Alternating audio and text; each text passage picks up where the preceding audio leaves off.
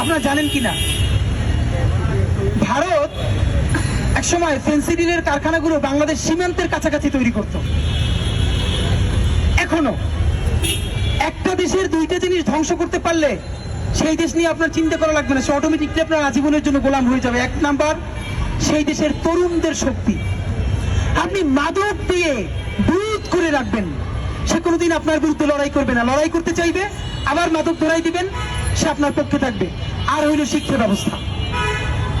গত 15 বছরে fascist regime Hasina মাদকের অভয়ারণ্য গড়ে তুলেছে বাংলাদেশকে, এই জন্য যাতে তরুণ প্রজন্ম অ্যাডিক্টেড হয়ে এমন ভাবে বুধ হয়ে থাকে যেন কোনো প্রতিরোধ তার বিরুদ্ধে গড়ে তুলতে না পারে।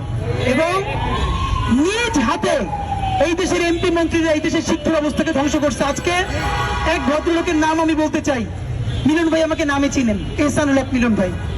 উনি যখন বিএনপির অনেক সমালোচনা করি, আজকে এই প্রশংসাটা করি। আমার আব্বা আমার উপজেলার কেন্দ্রীয় সচিব ছিলেন পরীক্ষার, তখন আওয়ামী লীগ শেষের দিকে ক্ষমতায়, মাদ্রাসার সচিব, কেন্দ্র সচিব।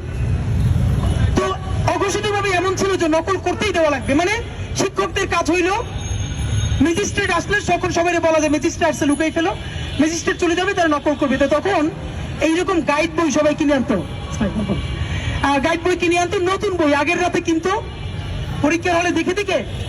তো এরপর এক বস্তা বই হতো। আমি বলি, এইটা যারা 96, 97, 2000 থেকে যারা পরীক্ষা দিচ্ছেন বা আত্মীয় স্বজন আছে, বাংলাদেশের প্রত্যেকটা পরীক্ষার কেন্দ্রে এইটা ঘটছে। এখন পরীক্ষা শেষ হওয়ার পর এই মোটা মোটা নতুন গাইড এগুলো যদি পরীক্ষার কেন্দ্রের আশেপাশে কোথাও ফলায় তাহলে ইজ্জত যায় না, নকল হয় তাই এটা দেখানো যায়। আব্বার মাদ্রাসার দপ্তরিরা প্রতিদিন এক বস্তা বই নকল আমাদের বাসায় দিয়ে যেত সন্ধ্যার পর লুকিয়ে রাখার জন্য।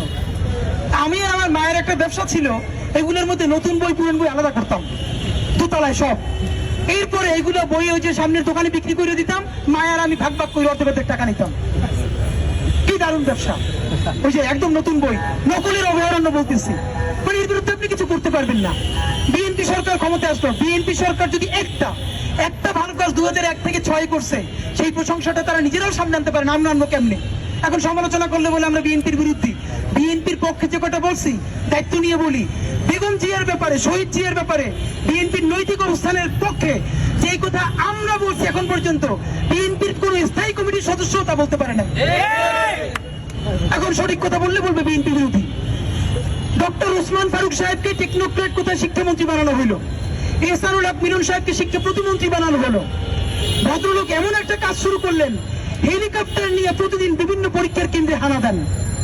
এই দেখা যায় বরিশাল, এই তারপরে রংপুর, কাউকে সাথে না নিয়ে কেন্দ্রের সামনে দিয়ে লাফ দিয়ে পড়ে গিয়ে গ্রেপ্তার করে। আমরা দেখলাম বরগুনা মোকামিয়া থেকে প্রিন্সিপালকে অ্যারেস্ট করে এসে ঢাকায় নিয়ে আসছে। আমার জীবনের খুব একটা গল্প মনে আছে, পলিটিক্সটা ছোটবেলা থেকে আমার মধ্যে ছিল, এটা অনেক গল্প বলেছি। চায়না মাঠে খেলতে গেছি, আমাদের মাদ্রাসার সামনে যে কেন্দ্র, কাউরে না পাইয়া বাসায় ফিরবো, পরীক্ষা চলে, তখন দেখি ছোট্ট একটা হেলিকপ্টার নিচের দিকে পড়তেছে। আমার হঠাৎ মনে হলো কিরে এহসানুল হক মিলন, উনি তো বিভিন্ন জায়গায় যায়, এইটা নাকি? দৌড়ে গেলাম, আমার আজও মনে আছে, মিলন ভাইয়ের মনে আছে কিনা, উনি তখন খুবই মানে ড্যাশিং, দেখতে খুব সুন্দর, একটা ব্লু কালারের শার্ট। উনি হেলিকপ্টার থেকে দরজা খুলেই উল্টো দিকে জড়িয়ে দিলেন দৌড়, উনি কেন্দ্র চিনতেন না। এরপরে একজন বলল, সঞ্জীব প্লিজ এখানে আসেন না আপু, প্লিজ আসেন আপু, এখানে দাঁড়ান আপু, প্লিজ যাবেন উপরে, আপু আসেন, এখানে দাঁড়ান আপু। তো আপু আমার সাথে আসেন, প্লিজ আসেন। আপনারা জানেন যে তারপরে ওনাকে অন্যরা বলার পরে উনি পরীক্ষার কেন্দ্রে আসলো, 15-20 জনকে মুহূর্তের মধ্যে এক্সপেল করে পুরো বরিশাল বিভাগে 10 থেকে 15টা কেন্দ্র গেল। দেখেন বাংলাদেশের মিডিয়ার কাজ কি। এহসানুল হক মিলন সাহেবকে প্রশ্ন করেন, আপনি যে হেলিকপ্টারে দৌড়ান, আপনি তো শিক্ষা প্রতিমন্ত্রী হিসেবে এই কয় টাকা আপনার জন্য বাজেট, আপনি হেলিকপ্টার পান কই? ওনার উত্তরটা আমার মনে আছে, মিলন ভাইয়ের মনে আছে কিনা? মিলন ভাই বলল, আমি আমেরিকায় ছিলাম এবং আমার পুরো পরিবার আমেরিকায় থাকে, আমার বরাদ্দের বাইরে দেশের উন্নয়নের জন্য আমার ভাই বোন আমেরিকা থেকে আমাকে টাকা দেয়। আপনি পারলে বলেন তো, গত 15 বছরে যখন হাসিনা বলতেছে তার 4র্থ শ্রেণীর কর্মচারী 400 কোটি টাকার মালিক, হাইসা একজন মিডিয়া উইসে বলছে যে আপনার কর্মচারী কেমনে 400 কোটি টাকার মালিক হয়? জিজ্ঞেস করছে? কেউ জিজ্ঞেস করে নাই। প্রফেসর ইউনূসের বিরুদ্ধে দারুণ সমালোচনা করে, এটা জারি থাকুক, কিন্তু এরা কি কোনোদিন হাসিনার সংবাদ সম্মেলনে মানে এত তেল নিয়ে চাইতো, এটা সংবাদ সম্মেলন না তৈলের তো সম্মেলন বুঝাও চাইতো না। এই হলো মিডিয়ার অবস্থা। তা আমি এই কথাটা কেন বললাম, বিএনপি যখন ক্ষমতা থেকে যায় দেখেন তখন আমরা ছোট, আমার মনে আছে আমি 2007 সালে এসএসসি দেই। বিএনপি যখন আমরা যখন 9-10-এ পড়ি, নকল পরীক্ষা নকল এমন ভাবে হয়ে গেছে বিএনপির আমলে, আমাদের বড় ভাইরা বলতো ভালো করে পড়াশোনা করো, এক অক্ষরও কিন্তু দেখে লিখতে পারবা না। সময়টা মনে রাখেন, আওয়ামী লীগ যখন ক্ষমতা থেকে যায় 99-2000-এ, তখন বস্তা ভরা নকল আমার বাসায় আসে, আমার বাসায়। আর 2007-06 যখন বিএনপি ক্ষমতা থেকে যায়, আমাদেরকে বলা হয়তো যে একটা অক্ষরও কিন্তু দেখে লিখতে পারবা না, পড়াশোনা কইরো।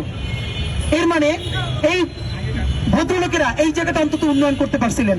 দেখেন হাসিনা এসে আবার কি করছে, বাংলাদেশের শিক্ষা ব্যবস্থার গিনিপিগ বানাইয়া 10টা মেথোডোলজি মানে অ্যাপ্লাই কইরা কোনো কিছু করে নাই, পড়াশোনাটা ধ্বংস করছে।